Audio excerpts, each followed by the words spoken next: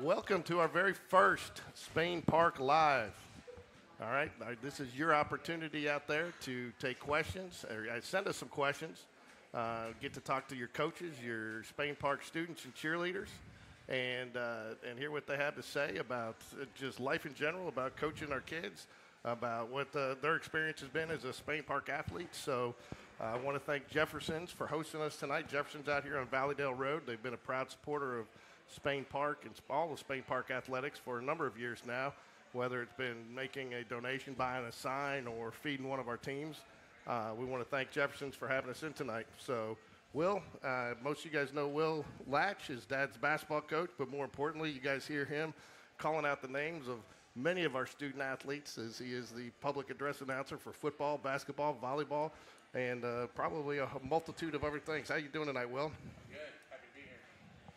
So, can you hear? Okay. So we're still, this being our first, we're still adjusting our volumes a little bit, so bear with us, okay? So first, I'm very pleased to be joined by Spain Park head cheerleader coach Morgan Lambert. How are you doing tonight, Morgan? I'm good. I'm excited to be here. Thanks for having me. No problem. So first off, I think you want to probably tell everybody what happened this weekend, because something big happened for Spain Park Cheer this weekend. What was it? It sure did. We went up to Huntsville to compete in the Space Center Regional.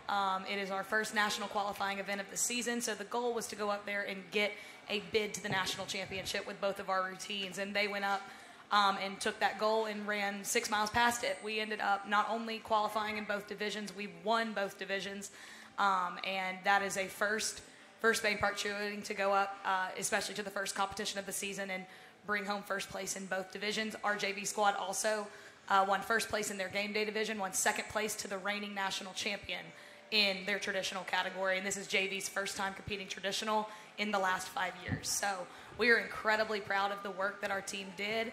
Varsity especially had a pretty tough week fighting illnesses and injuries leading up to the competition, and they were able to, rise above it and move forward and end up putting probably the best October performances in this program's history out on the floor. Yeah, for those of you that don't know Morgan, she is a lifelong Spain Parker. She went there. Her brother went there. Her entire family. Her dad was a coach in some of our youth sports. She went on then to Mississippi State for collegiate cheer, and now she's back as what do you teach? I teach 12th grade government and AP economics. And then on top of that, then she's a coach of all our cheer, just taking over. You took over for Coach Ashley Holla, who's been there for, I think, since the school opened, right? Not since the school opened, but she was definitely there when I got there in 2013. She was the head coach at Spain Park for, I believe, 8 years before. But she had she had coached at different high schools. She actually was the UAB spirit coordinator for a while. So her coaching tenure was very, very long, while her time at Spain Park was only about 8 years. Yeah, but you guys have remained very close. She's still there, correct? Yes, she's still there teaching, and she's always been like a second mother to me when I was one of her athletes versus being in college and being away. And then coming back, getting to coach alongside of her. I mean, it was such a privilege to get to spend that extra time with her after being one of her athletes. And I learned a ton from her, and I consider it the biggest privilege in the world to have gotten to take her role in this program and try to build upon the foundation that was laid and continue taking us to the next level. Yeah, and I don't want to make it all about Coach Holla, but to her tribute as well. She's been pretty hands-off with you, and because she invested a lot in that program. She has. That program was like another child to her, and so and I think some of that was, talk just real quick about the transition. You guys worked really well for a year or two together, as the plan was for you to transition over, and not only did she make sure you were prepared, but you utilized her as a valuable resource to make sure you were prepared. Yes, this was kind of the plan from the moment I got hired, and we both knew it was coming down the line. Just didn't exactly know when, but as soon as we knew that was the plan, and she was going to have her final year preparation started. Again, it was just the littlest things of learning the logistics of something I've actually got to tackle next week, and that's get us registered for the national championship. I got to get 26 of us plus 5 adults down to Orlando in February.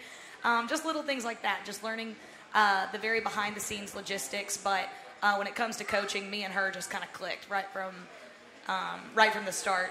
We kind of balanced each other out to where I was usually one that was like, let's take bigger risks, and she was one like, let's play it a little bit more safe, and we balanced each other out pretty perfectly there. Now I've had to learn how to become my own balance, which ended up paying off for us pretty well last weekend. We ended up having to do what I like to call smart cheerleading, and you got to know when to pull it, when to adjust, and when to make sure that you're going to put the most successful low deduction routine out on the floor. And a lot of doing that is stuff I learned from her. That's good. That's one thing I was going to ask. After cheering for her, going away to college and learning some things, what are kind of some things that you've taken from Coach Alla and taking it into now your program that you're running? Man, there's probably a lot of things, but I'll go back to the most recent example was this past weekend. I would always get on Coach Halla for, we call it dumbing it down, but, pulling certain elements from the routine for a later date. Again, you don't want to put something out on the field, or not on the field, on the mat before it's ready, similar to how, a football coach wouldn't want to do the same thing before they were ready to run a certain play.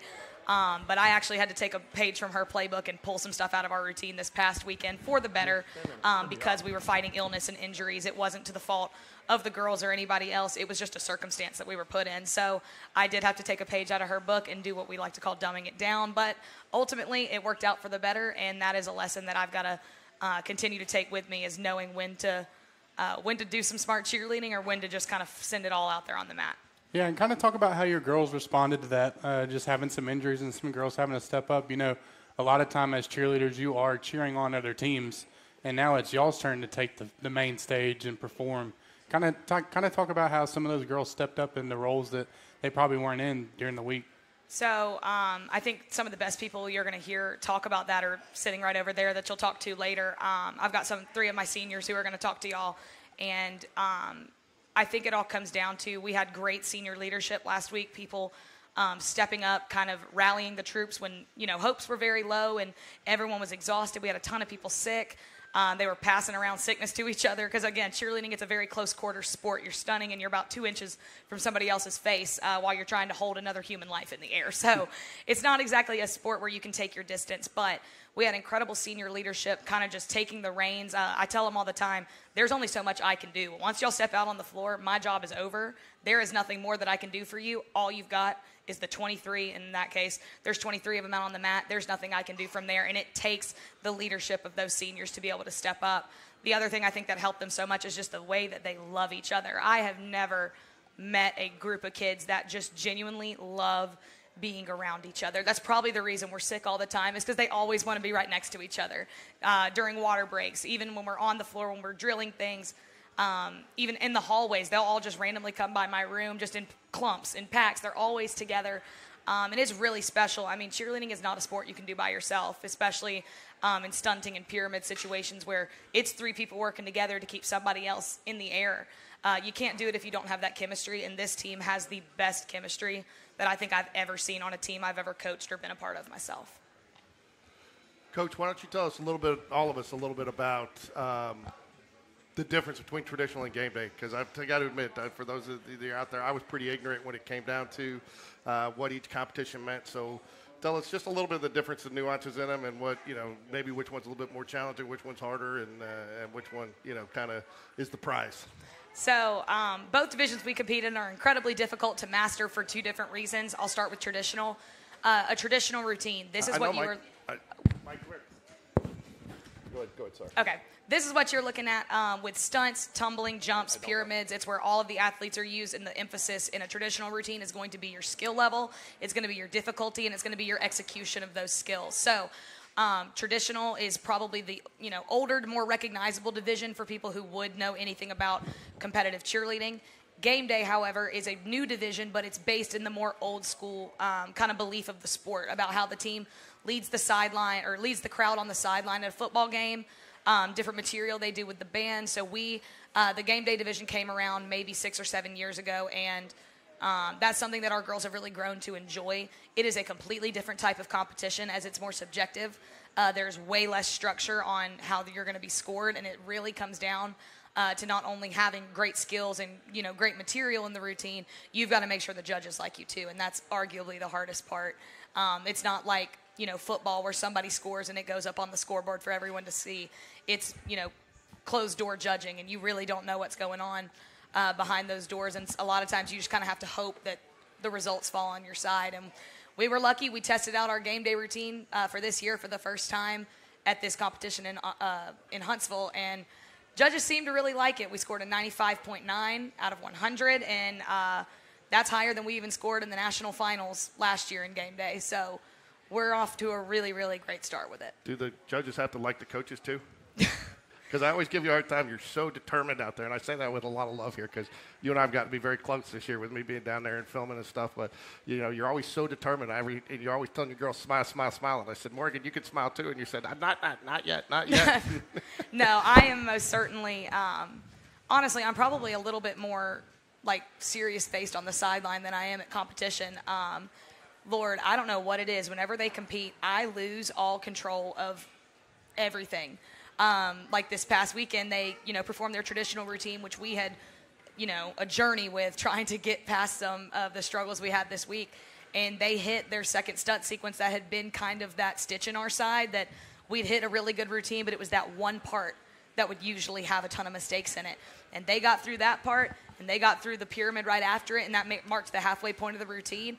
I hit the floor. I mean, I was fully crouched down on the floor. I couldn't get back up. I couldn't, and I had one of our girls who wasn't able to compete this weekend due to injury standing next to me, and she's trying to pull me back up off the floor, and I was like, no, leave me. I was like, I can't. I am so excited. I had the biggest smile on my face. I was crying. Whenever they compete, I just take on a whole new demeanor because, and I'll say as an athlete, to me, there was nothing better than being on the floor and hitting a routine and seeing your coaches or your family or your friends, the people who were in the front, going absolutely nuts because you really don't have a way of knowing when you're on the floor. So I would say it's a choice I make for them to act absolutely insane, but it's not even a choice. It's what happens. But luckily, when it comes to the judges, hopefully when they see me, I do know a good bit of the amount of the staff that works at the competition just due to years of cheerleading. But hopefully the ones who don't know me, they probably see crazy blonde lady screaming, jumping around in the coach's box. But I hope they see the love I really have for my kids. And again, that's where a lot of my the intensity on the sideline and the intensity at practice comes from. It's that I love them so much, I refuse for us to waste that potential. And if I've got to be that person who takes it, we got to condition or we got to run it again or we have to do that, I'd rather be the bad guy at practice and make them a little bit more tired than have the judges be the bad guy and us end up with the results that we don't want. That's one thing we talked about too in the spring when you took over is cheer is such a hard sport to practice for because you can condition, you can go out and run, but a lot of the things that you have to condition for, you can't simulate except by doing them. Right. So a lot of your training and a lot of even your weights, you can get in a weight room, but really to get some of the muscle memory and the weights, you got to actually do that. So, it's really, I don't think people, how much time do you guys spend practicing a week? Because I don't think people realize you guys are there about the same time football starts their practice. Is it long after they're gone? We, on a typical week, we practice Monday through Thursday. We're going to go from 3 to 5:30. Recently, we've tacked on some Sundays because we are just at that point of the season. We go from 3 to 5:30 on Sundays as well. I like to tell the girls that every football game we cheer is a practice as well. That's a time for you to stunt. It's a time for you to practice doing sharp motions, which is really important in our game day routine. Any time that we're all together, I consider it a practice. But, 4 to 5 times a week for 2.5 hours at a time at the least. Wow. The last thing I want to ask you, and I think we got some girls here that we're going to bring up, is you're going to Nationals, which I don't think, did you tell people where they were? I was dealing with some technical, where are Nationals? Nationals is in Orlando, Florida at Disney World. We compete at the ESPN Wide World of Sports. And I think GameDay Sports Radio, we're going to go down there. We're going to follow you this year.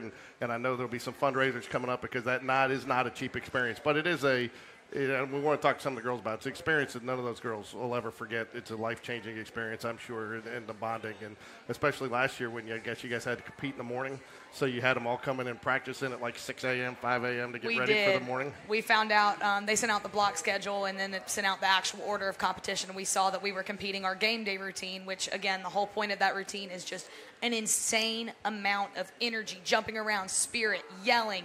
And we were going to compete that at 7:30 Birmingham time. So it was 8:30 down in Florida in the morning. So we decide the whole week leading up to Nationals that we would have them practice at 6 a.m. Just to get their bodies ready. That is an unnatural thing to do that early in the morning. Cheerleading in general is. But especially having to scream and jump around like that the day after a travel day, we knew that we needed to prepare them a little bit. So I'm hoping that we can take that preparation this year. One thing we didn't prepare for last year that, I'm kicking myself for now, and we certainly will. We also competed very late at night to where we were competing, at 9, 10 o'clock in Florida, which, is just a very long day.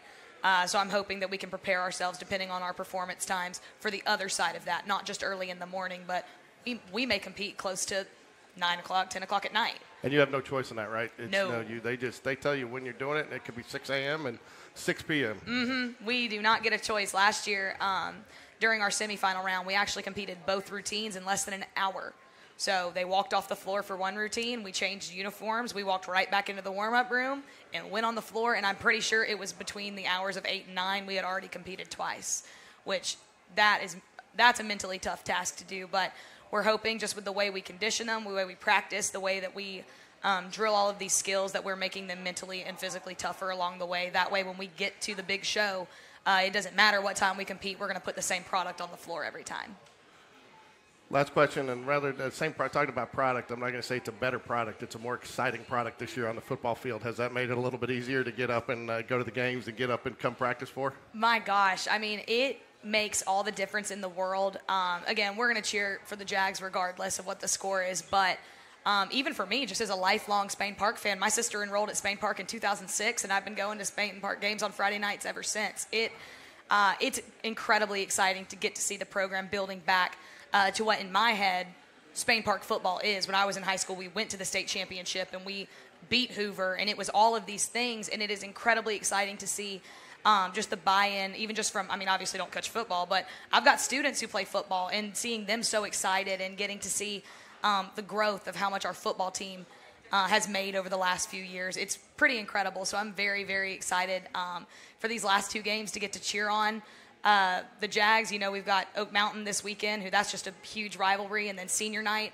Of course, we want the football seniors to go out. I want my cheerleader seniors to have a great one to end on in Jaguar Stadium. So it's certainly made all the difference of us getting to kind of rally behind this, what feels like a comeback season more than anything. It's been really fun for my girls on the sideline to get to be a part of it. A little bit of fun for you? Oh, fun for me as well. I'm the biggest football person. I'm screaming just as hard on third down as anybody else. They can tell you. They're over there laughing at me because I most certainly am. There you go. Well, we will be having you again because I know we're going to do another Spain Park Live with Coach Latch. And it's been whether people, I mean, you don't recognize, I guess, unless you practice. You don't realize what a big part of cheer is. And I don't mean that to be disrespectful because you go out there and practice and you're practicing and something's missing, you know. Mm-hmm. But if you only go to the games, you know, the cheerleaders are there. And but you guys do it. You guys do it right. You do it loud. And I know a lot of the Spain Park athletes for sure appreciate even the girls were so into it in the Trussville game this weekend. Every time we scored, they were running from our end down and cheering and on the opposite end zone. And they took as much pride in that victory as the players did, and rightfully so. They absolutely do. It's very fun, especially after games like that, to watch the alma mater. You know, football team comes running off the field, the cheerleaders, and at home games, you know, the Dazzlers are standing there. It's really fun to just watch them all come together and get to celebrate like that. I know my girls take a ton of pride in how our football team is. They take a lot of pride in being able to be on the sidelines for them. So it's very exciting, especially in a season like this one. And we're really excited to be out there the next two games. Well, there you go. Well, we're going to bring up a couple of your girls now. We want to hear from your actual cheerleaders, see if they say the same things about you that you say about them. Gracious, I don't know. I'm sure I'm nervous. The three of your seniors. So give us a second while we switch out here, and we'll go ahead. But Morgan, thank you for joining us. You've done a great job so far this year, and it's just starting. And we look forward to seeing you next couple football games and definitely in the basketball. Thank you.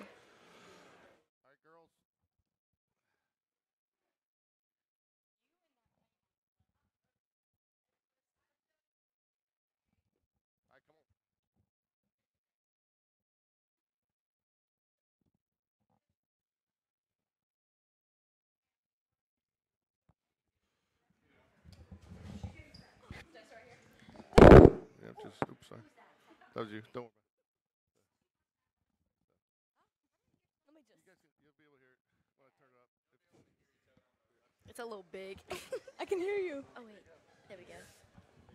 You guys all good? Can y'all hear? Wait, how do you fix this? There you go. There you go. Okay. Oh, wait. Horrible. So I know who you guys are, but didn't have time to do a bunch of graphics. So when I say your name, just kind of give the camera a little wave so all the fans at home know who you are. But I got Anna Jordan here. There you go. I got Zoe Clements. Okay, and I got Ava Claire Smith. And if I'm correct, all you guys are seniors. Yes. So congratulations. I just found out senior girls won the Powder Puff game tonight, 12-6. Yes, we did. Did you guys play? Ava Claire did. Yeah, I Sure did. And how was it? It was really fun. It was fun.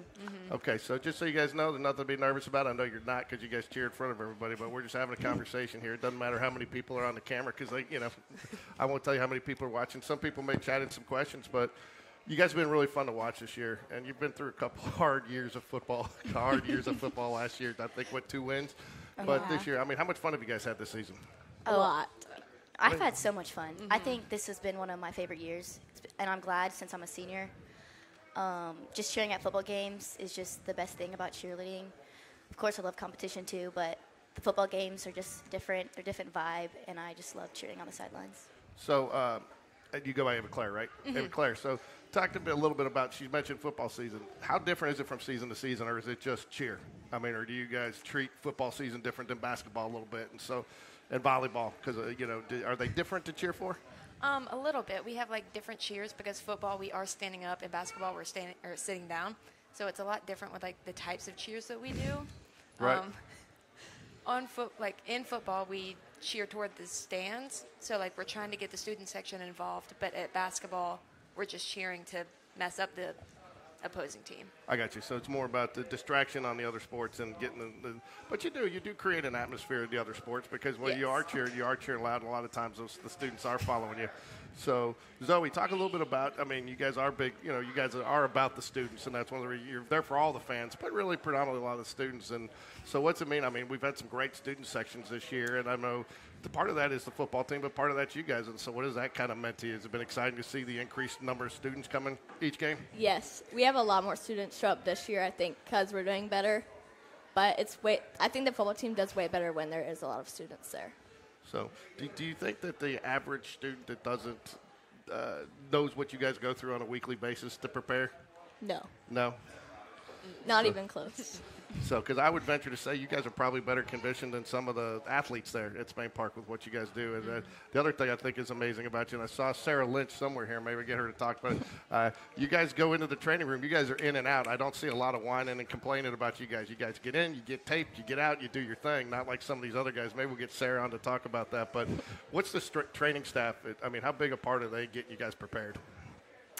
Sarah, she's just a big help. Obviously, just support from our trainers is the best thing. We've had injuries, obviously. It happens a lot. But having those trainers there to help us and support us is always a good thing. So talk a little bit about, real quick, you guys, and being down there with you guys, I can't really tell who's a senior. That's why I asked you guys. You guys are all seniors, right? I know you are. You used to be in my carpool, so I've taken your class.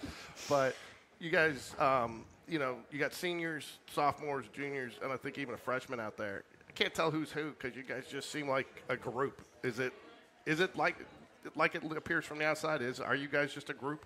Yes. Yeah. We're all very close. Especially, in practices, it is insane. We all love each other so much. It's just crazy 24/7. We all have a great friendship with each other, and nothing can tear that apart. And is that off the field, outside, off the court, outside the gym, Oh, outside, yeah. off the mat? Yes. I guess you call it a mat. What you guys practice? Yeah. So how rewarding was it this week to do what you guys did up in Huntsville? It was just we know how hard we work. It was just really good to see how it paid off. Was part did you feel like some of that though? Because you guys had a pretty good showing in Orlando this last spring, right? And so, did you feel like you kind of built off of that? Was that kind of like the first was Orlando kind of like a little springboard that got you to? Oh, yeah. I think last year was a learning opportunity. I think we are on way better track this year. We're doing way better than we did last year at this point, which I'm really excited about because then we can just continue to grow and be better cheerleaders. Okay. What's one memory you're gonna have from cheer what's one of your favorite memories, or is it yet to come yet? Hopefully in Orlando. I feel like one of my favorite memories so far is at the football games, just cheering with all the football players and singing the alma mater, and just having just such a fun time with all the cheerleaders. Especially Friday night, right? You guys sung you guys were singing pretty loud on Friday night after that. But so how much fun was that? You guys were really, really, you're into every game. But Yes. you guys, as I was talking to Coach Lambert a little bit, you guys almost took as much pride, and rightfully so, in that victory. Like you were just as big a part of it because you were. And, and it almost, let me ask you, back up just a little bit. You know, the student section there was, you know, it's travel. It's hard to get out there. Do you guys feel like you got to elevate your game a little bit when you don't have quite as many students to kind of cheer for the team? Because you guys seem to be, you were very loud. Occasionally. Sometimes when there's we know that people will cheer, we'll try to get them really excited for the game, and that'll help us. So you feed off the crowd as much as they feed off you is basically what you're saying. So you guys excited about Orlando? And so now how much of what you do, so like each week you're obviously preparing for the game or whatever you're going to be cheering for, how much of Orlando goes into each week? Because I'm sure you guys are building towards that. So are you guys already practicing for that some with what you do? Yes, we've started practicing on Sundays this year a lot more than we have, and we see each other every day but Saturday. And so I think it's all just coming together, and we're practicing a lot harder than we ever have. So what's it going to take to win at Orlando this year? A whole bunch of practice and a lot of confidence. So would you guys, now from what I understand, you guys were all complaining just a little bit when she got you up for those 6 a.m. practices before you went, but I heard that once you guys got there, you guys were like, that was probably a pretty good idea because you enjoyed it more. Is that true? We try to make the best out of every practice, no matter what time it's at. Yeah, and since we're all close, it kind of helps too. We always cheer each other on, pump each other up, which always helps. Okay, so we got 2 more games, and then you guys got – how many senior nights do you guys get to do? Do you guys get to do a senior night for every – or do you just do senior night with football? I think it's for basketball too, yes. Yeah. Oh, you did for basketball. That's good. That's good. You guys deserve it. So, okay, well, I want to thank you guys for joining us tonight. You guys are a big part of Spain Park and Spain Park Athletics, and I'm sure we'll be talking to you again as we talk to Coach Lambert. And, you know, this is the whole goal is to get you guys out and let people meet you, and also, you know, you guys deserve support too, right? Yes. So, because I know you guys will be asking for some support when it comes time to go to nationals. We'll be looking for some sponsors and stuff because it's not a cheap trip, and we're hoping to follow you down there so we can provide some live updates coming back and have some fun and follow you guys. You do get to go to Disney World for a day, though, right? Yes, we do. Is that before or after the competition? After. After. So you guys get a little playtime after. Okay. Yes. So. Well, I know you guys are doing great. I want to thank you. And congratulations on the big senior powder puff win tonight. And, Thank you. We'll talk to you soon. Go Jags. Thank you. Thank you.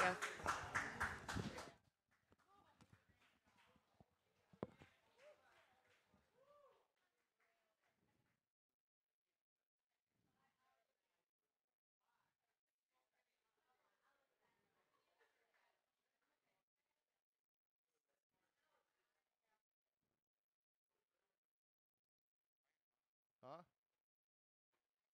I'm trying to fix it.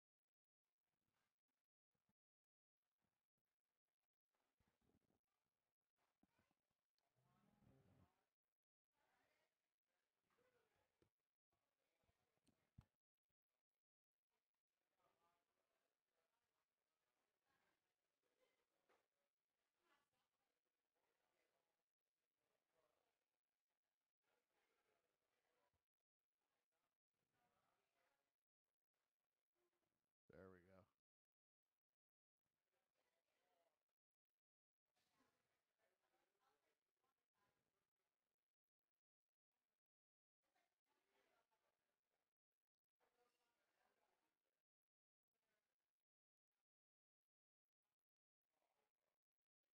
Okay.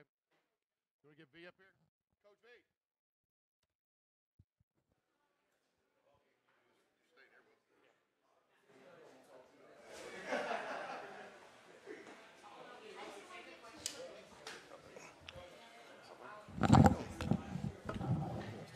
I'm assuming Coach V's used to wearing a headset. I don't need to tell you how to put it on. I don't know. You've been throwing some at the officials, though, lately. Don't ask no questions about. Huh? Don't ask no questions about. I'm supposed to go Yeah.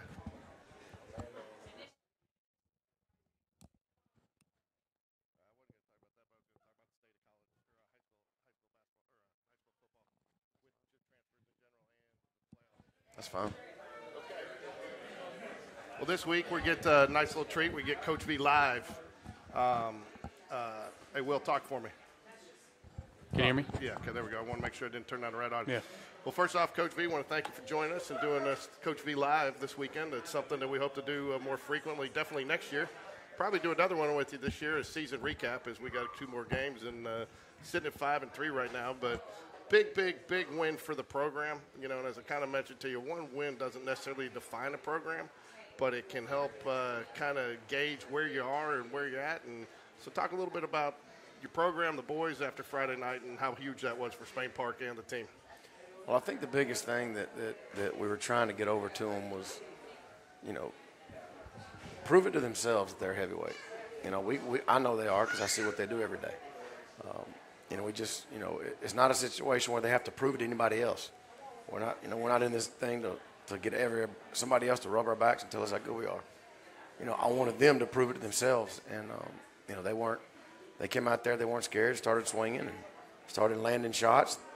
The other team, Hewitt, started landing their shots, and we just kept swinging. And that's, at the end of the day, that's all we can ask our kids to do is, you know, you're going to get hit, but just keep swinging. And I think what they do on a day-to-day basis, week to week, month to month, throughout the year, I think it creates that hard chin.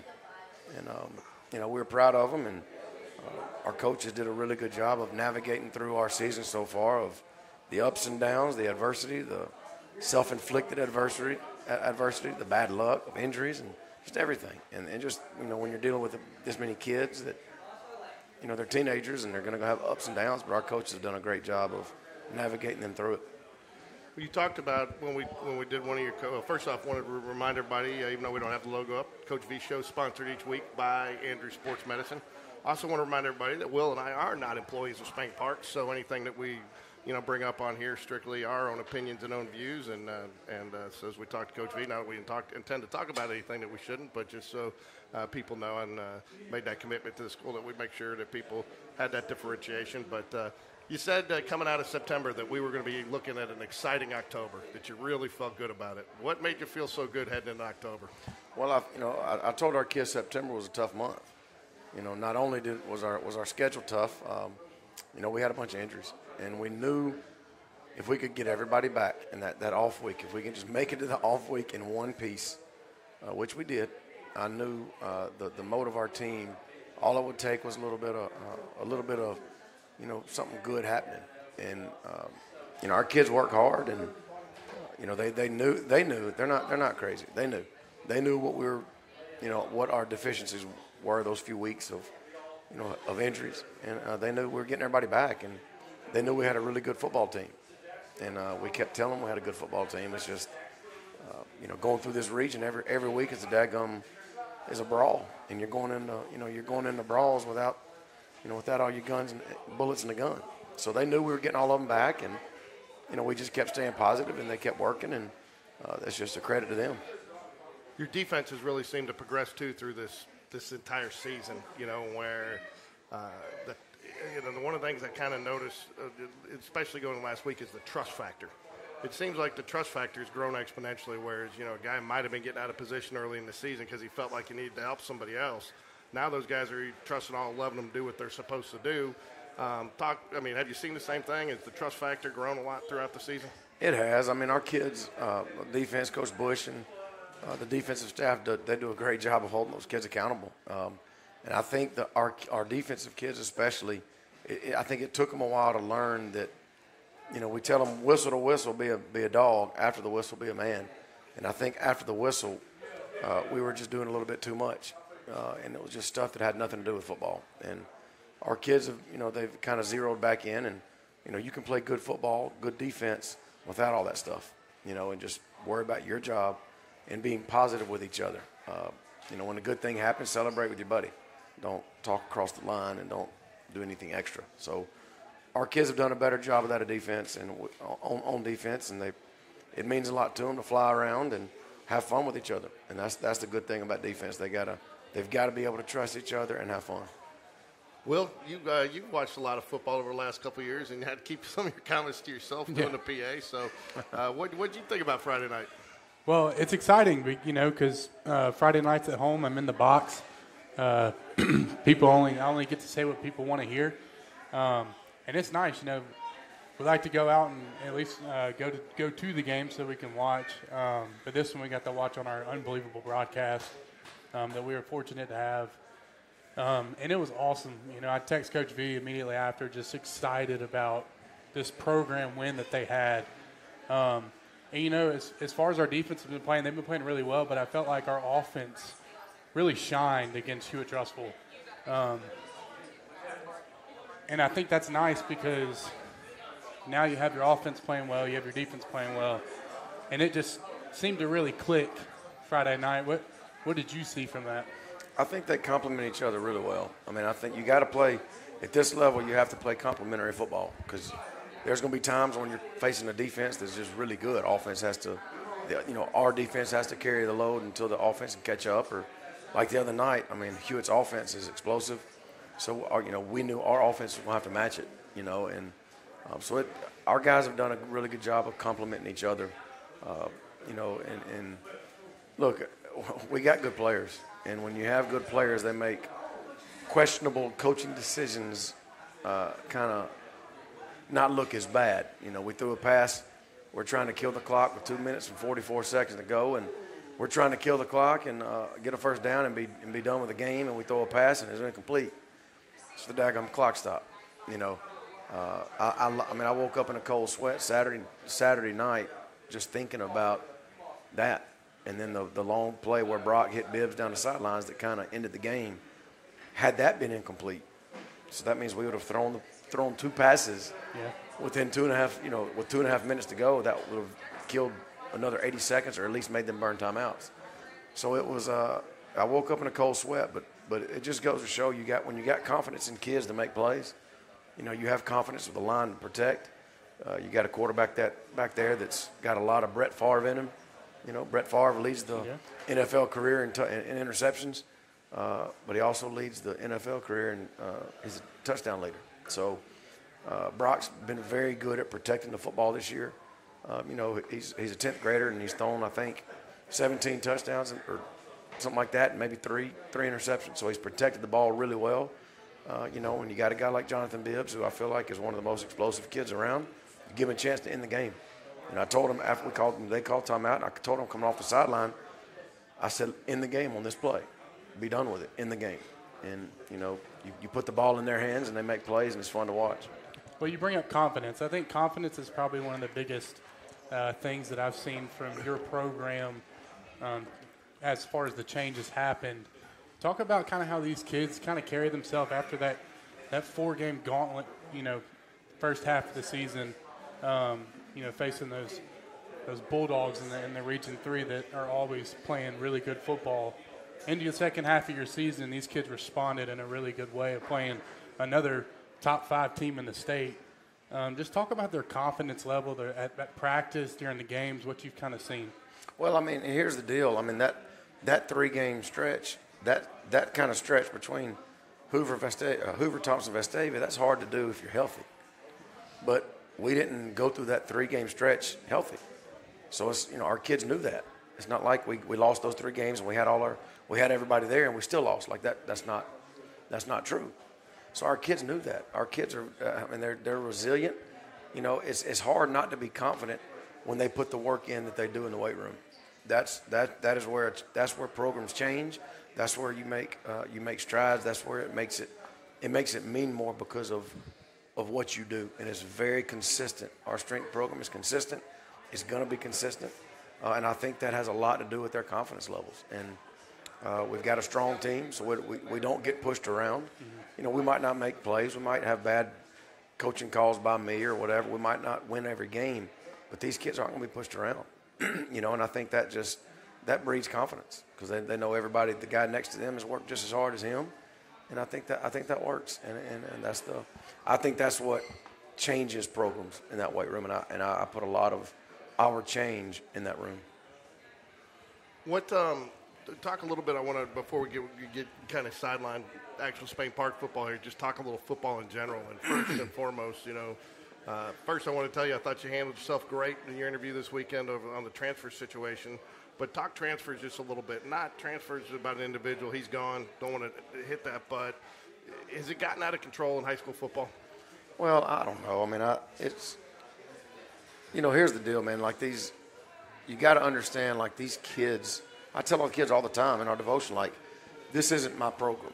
Like, this isn't my team. They're not my quarterback. It's not like it's ours, and I tell the kids, like, the life I live is not mine. I live it for my wife and my kids and hopefully to make it and see my grandparents upstairs, so that's what, if that's the case, then no kid in any program can be ours.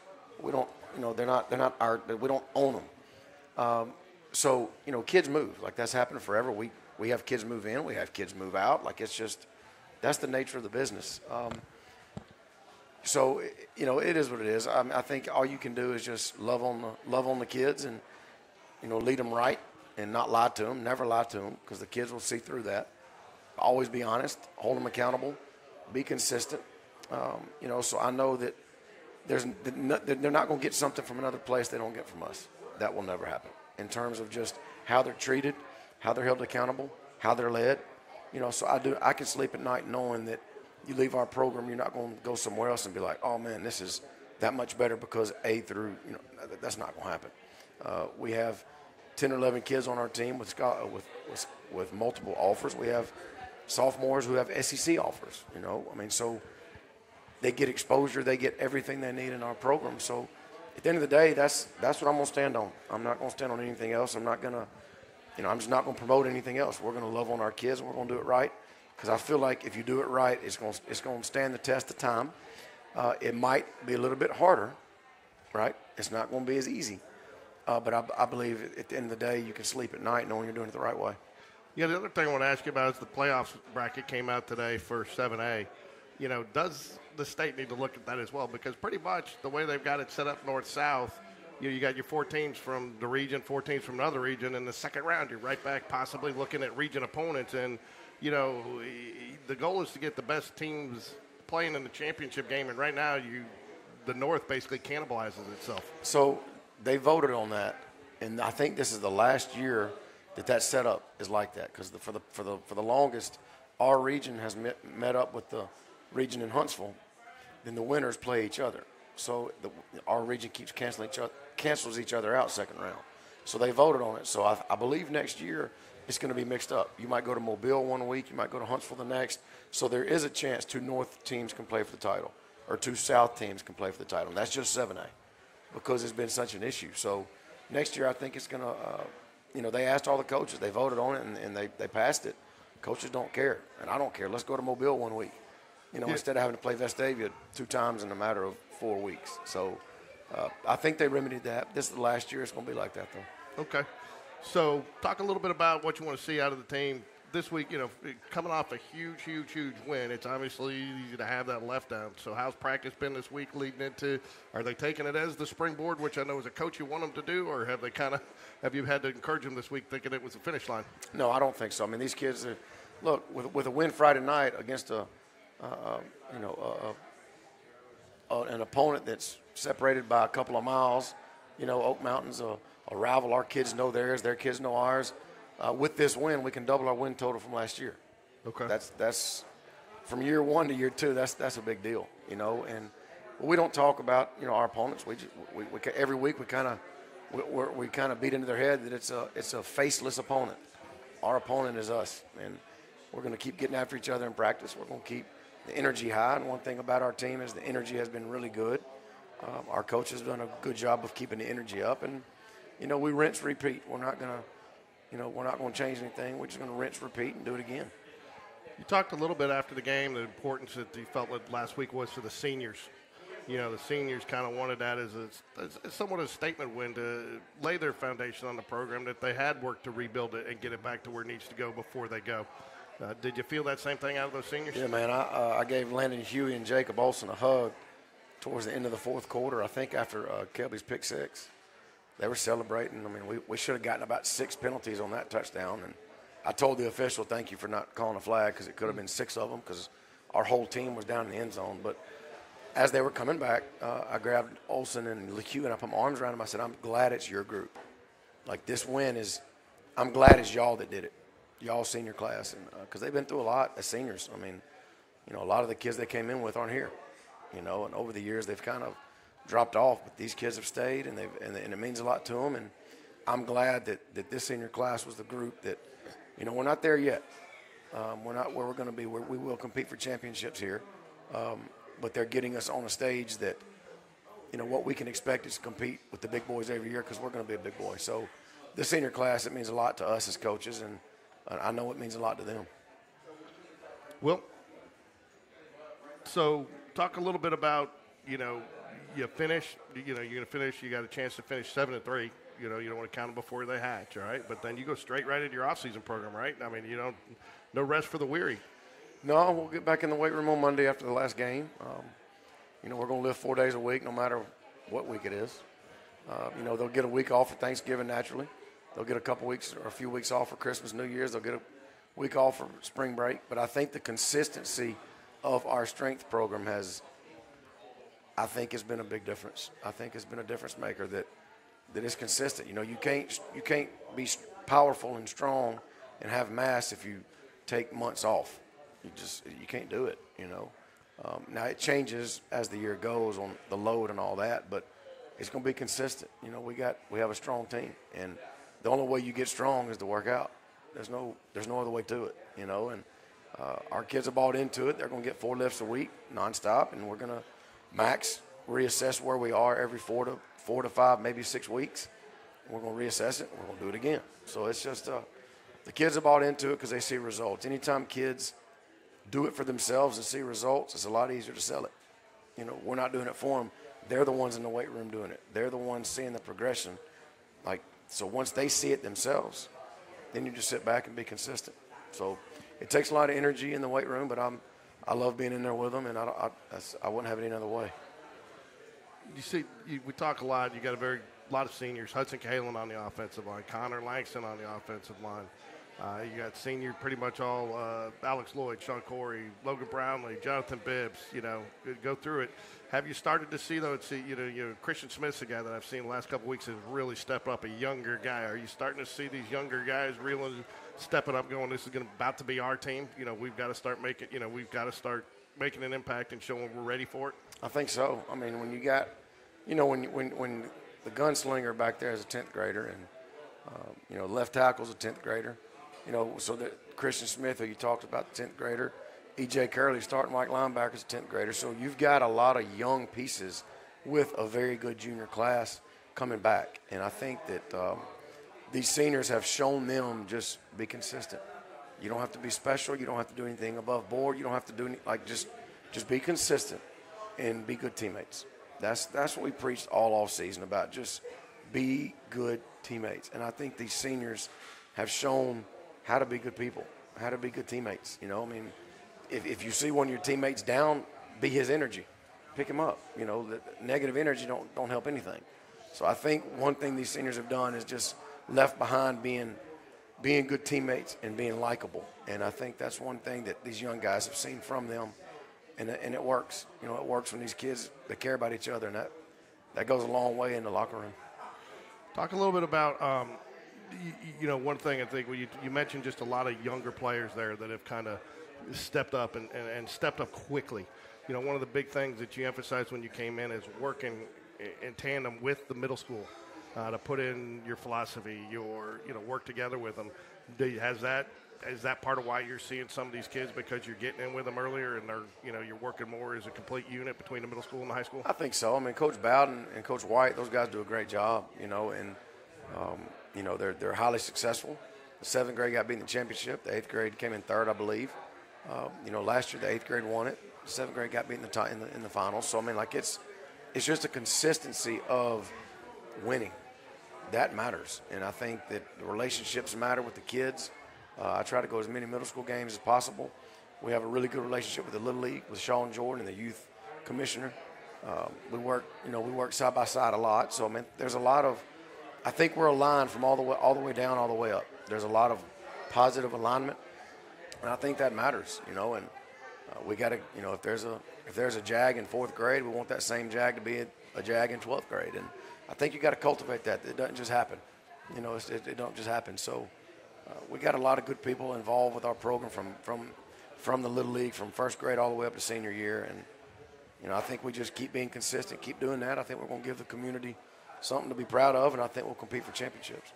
Talk a little bit about your coaching staff. We talked about transfers. You had a couple coaches leave at the end of last year for some other opportunities, and you know it's going to happen. I mean, good coaching staffs, you have opportunities to get elevated. There's only one head coach on a football program, right? And but you brought in some new guys, and it's almost like you haven't even missed a beat. I mean, so this entire staff seems to have gelled very well. So talk a little bit about your assistants. So our staff it's a combination of a bunch of different personalities, a bunch of different guys.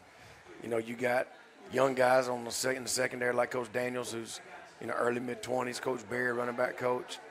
You know, then you got guys on the back end like Coach Thompson, who's been around a lot of good football. One of the smartest football coaches that I've ever been around. Coach Moore, new offensive line coach, brought in. Got Coach Kimball, who's at Hoover for all those years. So, you know, you're surrounded by guys that are better than me, and that's the biggest thing is, you know, you want to surround yourself with guys who are better than me at something. You know, what my strength is might be their weakness. What my weakness is might be one of their strengths. So I think we complement each other well. I think we have a good vibe. Sometimes you know, there's been times this year where, you know, after losing 3 games and feeling like the world's about to end, there's a lot of stress. There's a lot of, you know, testosterone, a lot of egos, but we have the conversations and the adult professional relationships where we can talk it out, come up with a plan best for the kids, and we move on, and it's worked. So a lot goes to this coaching staff. I mean, Coach Bush on defense, you know, he came over with me to Jackson Olin 5 years ago, and he's a spark plug, man. He's what you want in a defense coordinator. That's just fiery, that holds kids accountable. They love him. That's what you want, you know. And somebody like Darius Taylor, who's a special teams coordinator, he dots all his I's and crosses all his T's, and he's very smart. He does a really good job with our special teams, and they've gotten better as the year's gone on. You know, big field goal against Chelsea that put us up 3 to 4th quarter. The big field goal against Trussville right before halftime that put us up 11. So the kickoff return, opening kickoff against T County. So there's been a lot of big plays on special teams, and Coach Taylor's done a great job with that. You know, so we just got a lot of good guys that care about these kids, and they can reach them in different ways. Like I know Coach Brandon Berry, running back coach, I know he can reach a kid in ways that I can't. He's young. He's got that servant's heart. I don't look over my shoulder. That doesn't matter. As long as these kids know they have somebody they can reach out to and connect with, it don't matter who it is. I trust all the guys on our staff to do the right thing, and they do. And so it's just a really good group of guys that work well together, and there's a lot of competition. There's a lot of inside jokes with us, but it's a good group, and we're where we are today because of those guys. We talked to Coach Taylor just a little bit a couple weeks ago, and had some great things to say. But man, nobody was ready to pull out their hair more than him. Probably at the beginning of the year on special teams. But man, he stuck with it, and you know, you know, a lot of people they don't realize what you and your coaches do behind the scenes. You know, they think that you're practice while but you guys spend so much time on film, and a lot of those things that he corrected, he told me he picked up on film, just little things that you see. So talk about the value of that and the kids watching the film and the importance of it. Well, I mean, like one thing is the Hoover game, one of the blocked field goals was it took too long from snap to kick. So from that point forward, we made sure that we put a clock on the snap to kick, and the kids knew what they had to get. And if it was anything over that, that's not acceptable. So the kids worked on it. Coach Taylor held them accountable. Same thing with the punt. We've kind of changed some things up on the extra point team of the alignment and just the personnel. And, you know, he addressed the issues that we had. We made some big plays on kickoff, some big hits. You know, I think there was about a 2 or 3 game span there where we forced a fumble on kickoffs 3 times. You know, so little things like that go a long way in setting the tone for a game. And so a lot of that goes to Coach Taylor. He does such a good job of making sure our kids are in the right spot, personnel-wise. So, you know, we're proud of Coach Taylor, and we're glad he's on our team. You know, one of the things that you talked about when you came in is building a team, and this is clearly a team, you know. And, again, talked a little bit to the cheerleader group about it. It's hard to tell sometimes who's a senior, sophomore, junior on your team. And even it's hard to tell a lot of times who's offense and defense. And, so many guys get so excited for Kelby Roberson, defender, when he scores that touchdown, not only for sealing the win, but just, knowing how hard he is. They support each other almost more than they're supporting. The result on the scoreboard doesn't seem to matter as much anymore to them they want to play hard, they want to do their best, but they also want to, it's almost like they're more concerned about the way their teammates are playing and building up their teammates than they are themselves. Do you see the same thing every day? There's no doubt. That was one of our devotions last week or the week before. Celebrate. It doesn't make you less of a man to celebrate another man's success. Like it doesn't cost money. It doesn't affect you negatively. Nobody's going to look at you different. For somebody else to have success, for you to celebrate that, there's nothing wrong with it. And we actually embrace it. But we talk about all the time about my concern is not a team. My concern is our program. And I think if all you do is focus on this team right here, I think you're missing some things. I'm worried about making sure our freshmen and our JV teams all played 8 games. That's big. I wanted them to get as many games as they can possibly get. Because that hadn't been the case in the last couple of years. You've had a lot of teams cancel those games. And one team canceled. Well, we found a replacement for the freshmen. So that matters. Those Monday nights they get that experience. It matters to middle school. I think all the way up, all the way down. We're trying to build a program, and I think when you're building a program, you look at all the big picture, little things that matter. It might not matter today, but in 4 years, it's going to matter. And our kids are just, they're resilient. You mentioned Kelby Roberson. Kelby had some adversity last year. A lot of it was his own fault, and he knows it. Mm-hmm. But, man, has he come back and been one of our best leaders on this team. It means a lot to him, and I'm glad he responded the way he did. And, when I see him in 20 years at Walmart, I'm going to always remind him that he responded in a great way, and it's going to show. It might not show today, but it's in 10 years, 15 years, it's going to show as he grows up and becomes a man, and that's what this thing's about. We talked to Kelby about that a little bit when we interviewed him earlier in the season. He talked about, you did it, and he recognized after, maybe not at the time, but he recognized you did that for as much football as you did as a person. That's a big part of what you're about. And you mentioned these devotionals. you have guys coming in voluntarily for some of these devotionals and some of these different things that you do, and you're really it's something they're excited about. It's something that's something that you can't preach. It's just kind of you create. Well, I think it's got to be heartfelt, and I think it's got to be consistent. It's not something you do 3 days a week sometimes when you need it, look, those devotions are just as much for me as it is them. Yeah. And they got to know that, and because I'm not perfect, I'm not. Just ask my wife; she'll tell you how not perfect I am. But that's just part of it. I think you got to be consistent. We talked to the kids about, I think you have 4 parts too. You have a physical, mental, you got emotional, and you got spiritual. And I think you got to be sound in all 4, because at some point in time, one of those 4, 2 of those 4, the 3 of the 4 are going to be down. That spiritual aspect's got to be strong to keep you going until they catch back up. So it's just a balancing act, but that's life. Life's a balancing act. So, well, we didn't talk much about Oak Mountain this week, but real quick, what are your keys to victory? Hoover Toyota keys to victory this week? Start fast, come out swinging. It's just if we can turn it into a street fight from the first snap, that's our game. Our game is just coming out swinging, being physical. Expect adversity. They're going to play hard. They're going to make plays, and if they do, they do. Just keep swinging and just.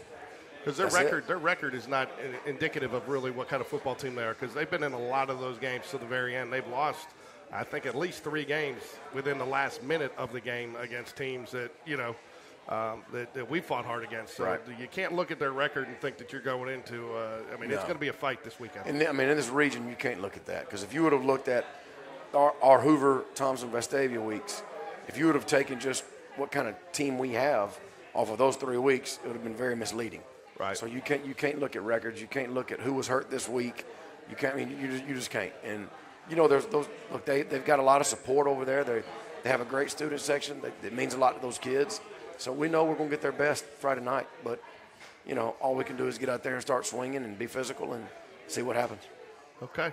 Last thing, what have the cheerleaders meant to the team this season? I mean, they had a big weekend this last week, and I know, we talked a couple weeks about the fan support, and, you did say at the beginning of the year you're going to put an exciting brand of football that's going to be fun to watch, and it did, and it's brought out the fans. But the cheerleaders have really kept the fans and got them going into it. So what have they meant to the football team this year?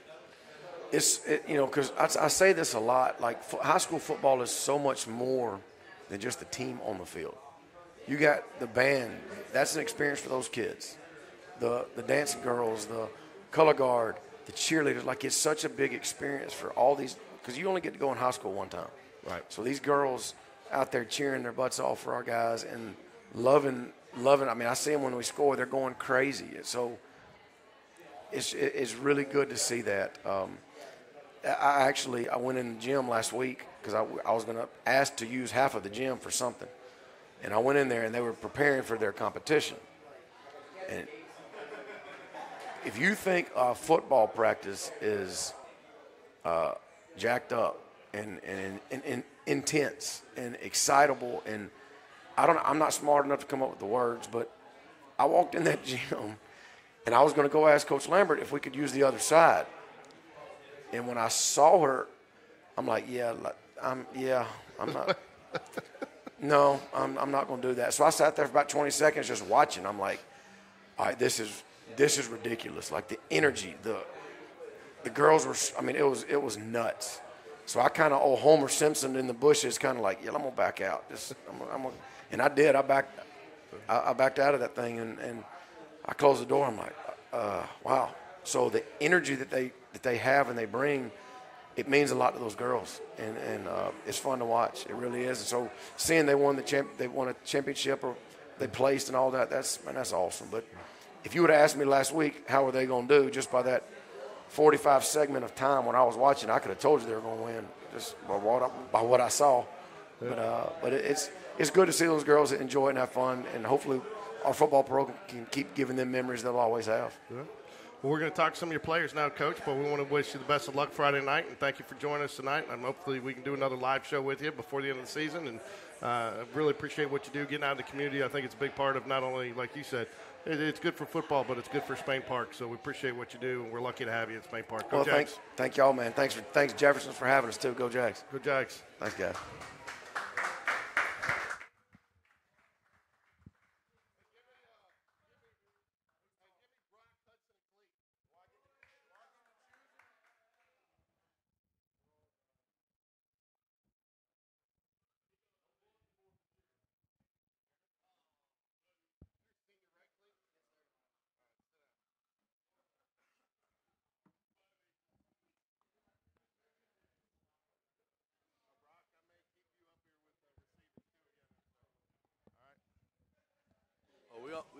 They can see us too? Yeah, I can see. All right, I'm joined now by sophomore quarterback Brock Bradley, senior. I didn't even know you're like Cleat. Everybody just calls you Cleat. Yeah. You're like Madonna. Cleat, right? Yeah, yes, sir. He's Cleat. And then I got Hudson Cahalan down there who's I think Hudson not only can he figure who he's got to block sometimes, he's going to try to figure out your parents say you can't figure out where you're going to school next year. Yes, sir. Down to Bama and Auburn, so I'll figure it out. Down to Bama and Auburn, that's good. So, Brock, talk about your win the other night. I mean, you really looked poised and like you were having a good time out there. Did you have a good time? Yes, sir. No doubt. It was a lot of fun, and, everyone showed up, and it was a good win overall.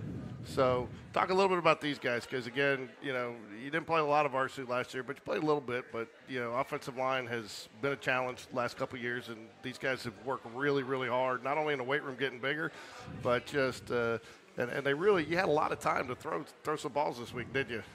No doubt. These guys, man, they've took on the challenge from day one this spring, and they've took – the time to get better every day, and I'm very thankful to have these guys blocking for me. So Hudson, 4-year starter, Yes, and have you had a little bit more fun this year? Yes, sir, for sure. The first 2 years were rough. Last year's better, and then this year's been a lot of fun. We went to Hewitt my sophomore year and put a pretty good fight on the field, but couldn't finish it. And this game, we did it, broke through the door.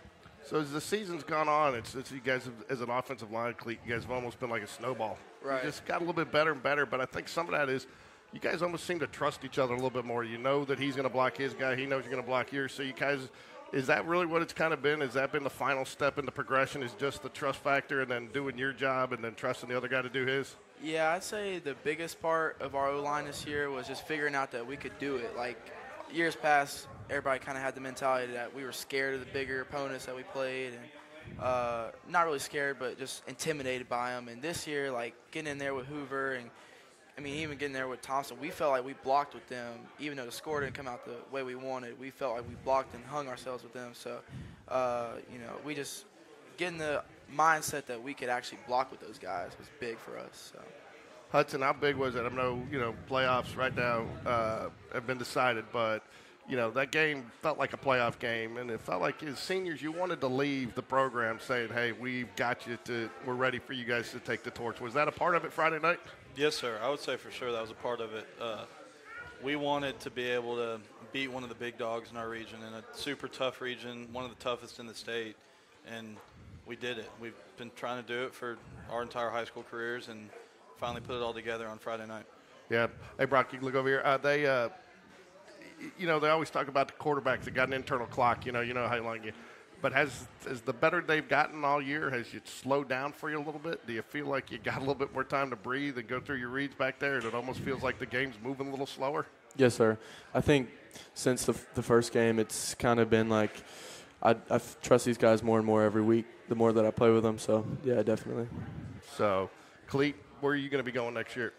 Right now, I'm still kind of up in the air about if I'm going to try to walk on or go do something with football. But if I don't, I'll end up going to Southern Union. So. Southern Union? Yes, you're playing left tackle now, right? Right tackle. Right tackle. And you're right guard. Right guard, okay. So you guys are both – because I know they did jumble you guys up a little bit a couple weeks ago trying to find that right combination. Yes, sir. How difficult is it making that change? I played right tackle all year, but Cleats moved around a good bit, and we've Connor Langston's moved around. We brought Hudson Reed in for his first varsity start came in for the first time against Thompson after some injuries kind of caused that to happen. He stepped up and played well, and Cleats been able to move around, play all over the line, and play super well. And Hudson is a sophomore. Yes, sir. He's a big boy, though. Yes, sir, he is. And what is it? Jackson Bell's had a great year. Yes, sir. Are you guys close? Are you guys as close on the line as you are, off the field, on the field? You guys yes, close? Sir. Yes, sir. I would say for sure. Bell's a really smart dude. He makes all the calls for us up on the line. All of our speed game stuff, he's making the calls for us on stuff that a lot of us get confused on. And he's calm all the time, doesn't get real worked up. It helps us out a lot on the line. Him knowing everything, calls all of our fronts. And he's a good kid, smart kid. So you guys going to help out with film study next year? Yeah. We'll be long gone. So, Brock, did you feel like Friday, what did it really, you got a third down, Bibbs just drops a pass, which, I think is a good thing when he drops a pass because he usually catches the next one, so he's due for a big play. But they go to him, they give you that chance on third down. That was that was pretty much a read play right to him. And what did it say to you that the coaches believed in you enough to call that play when the game was kind of on the line there? Yes, sir. It says a lot that the coaches will put the ball in my hands in such a critical moment like that. And I thank Coach V for giving me the opportunity to end the game like he did. So how's it been, too? You got your running backs finally back, and you got a healthy, stable running backs, which has got to take some pressure off of you, too. It definitely does. Just take some pressure off my arm that I got guys back there that I know I can hand the ball off and they can get 5 yards a pop. So, Hudson, you got Oak Mountain this week. We talked a little bit about with Coach V, their record's not really indicative of how they've played. They've lost at least 3 games just in the last minute. So they're a tough opponent, and they come out and they fight. So, you come off have you guys already been able to put that game last week behind you and already just focused ahead now on the last 2 games you have remaining in the season? Yes, sir. We watched it and got back in the weight room on Sunday and did film study. And Oak Mountain always puts up a good fight against us, even if their record's not great. Last year's game was tight the whole game, and we ended up not coming out on top. Yeah, Spain Park's kind of like Alabama in the fact, Alabama, you got Alabama, Tennessee, Alabama, Auburn, Alabama, LSU rivals. In Spain Park, you got Hoover, you got Vestavia, you got Oak Mountain. And, I get the Oak Mountain one because half the Spain Park students drive past Oak Mountain to go to school and half the Oak Mountain students. So, does this feel like a rivalry game a little bit? Yeah, it does. Anytime you play somebody that close, it's like, you know those guys, they know you. So it's really just about, who feels like they got the better team that year. I feel like, we're pretty strong. They've had some struggles with the year. I think they had some injuries and stuff, but it ought to still be a very competitive game. So There you go. Well, I'm going to bring on two of Brock's receivers now with them and let them talk a little bit about them. So thank you guys for joining us and wish you guys best of luck on Friday. Go Jags. Yes, sir. Go Jags.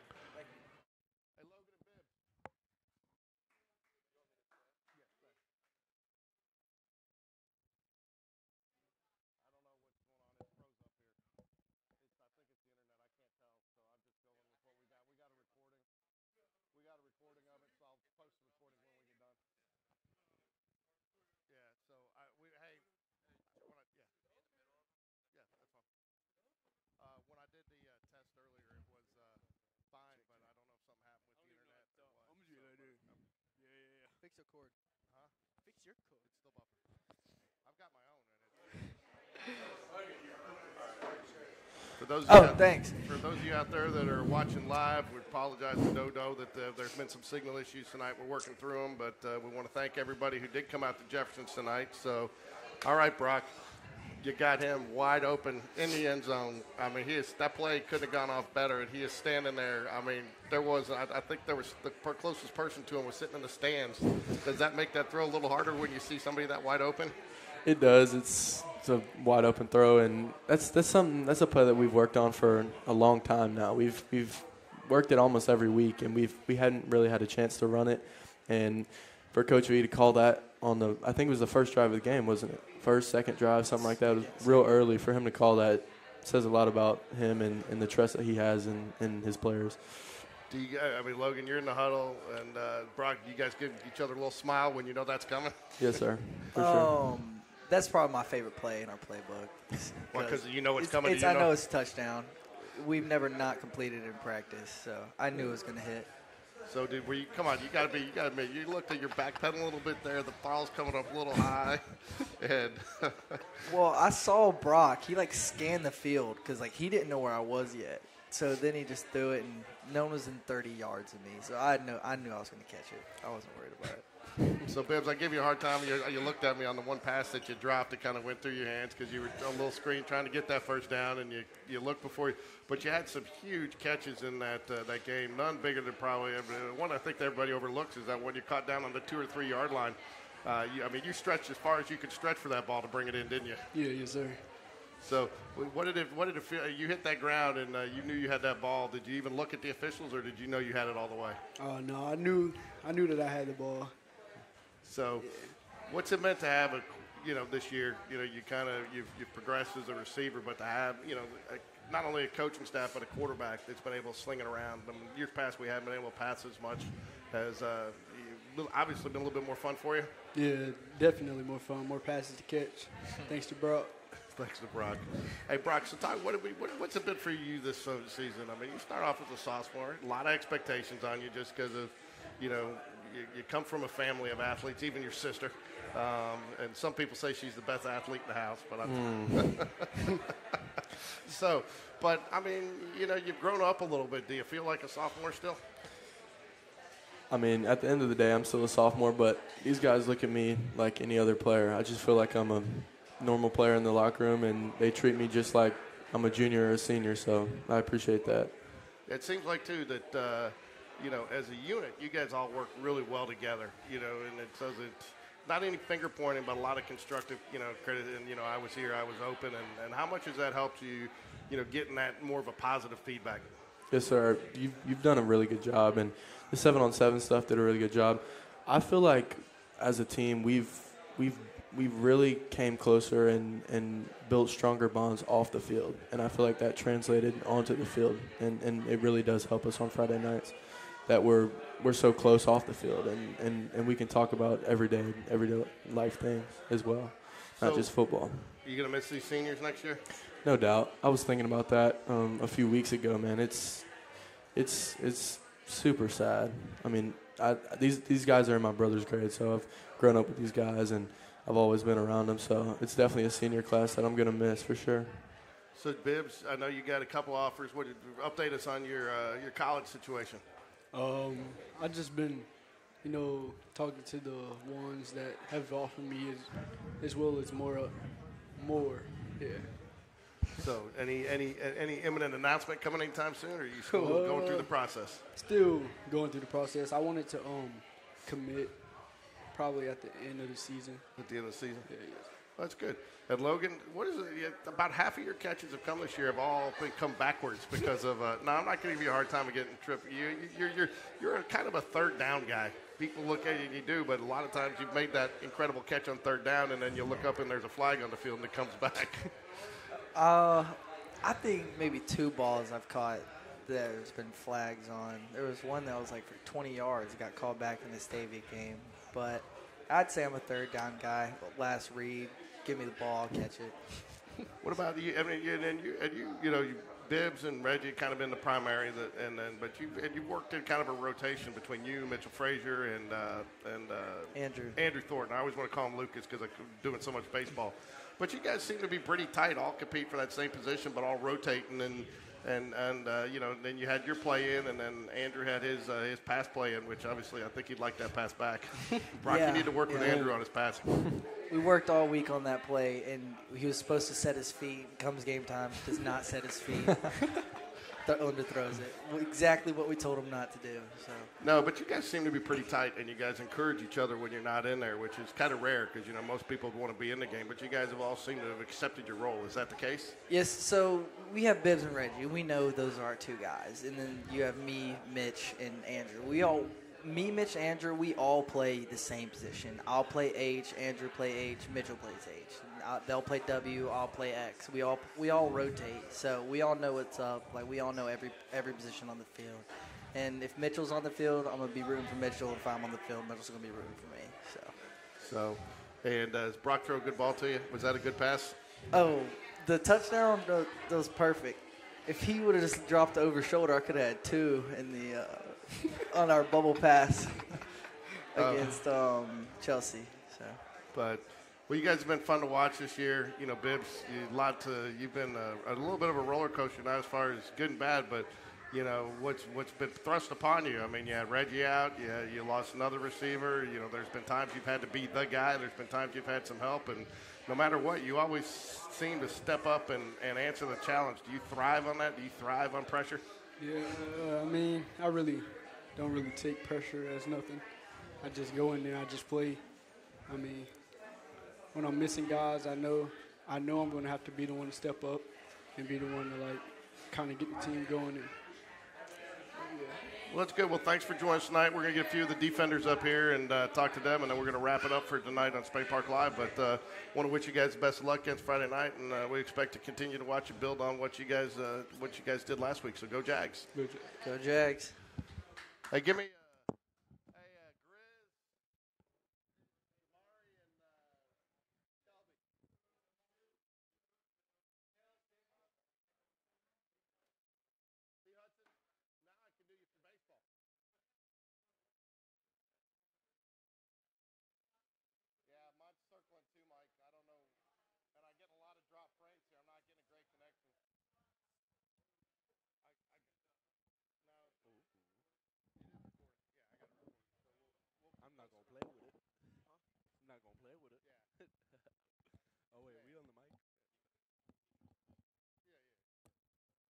All right, here we go.